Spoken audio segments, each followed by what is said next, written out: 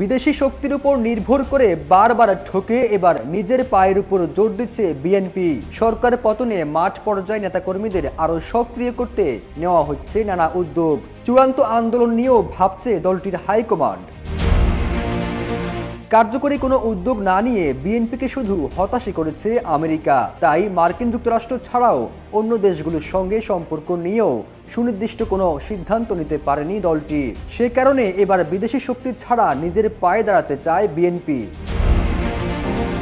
এদিকে সাবেক সেনাপ্রধান আব্দুল আজিজ আমেরিকায় নিষিদ্ধ হওয়ার পর বিএনপির মধ্যে দেখা দিয়েছে মিশ্র প্রতিক্রিয়া।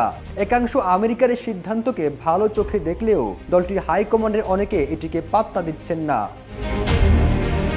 বিএনপির অনেক নেতা মনে করছেন বিদেশিদের Jamuna air conditioner simplify cooling উপর নির্ভর করা বিএনপির জন্য ভুল সিদ্ধান্ত ছিল।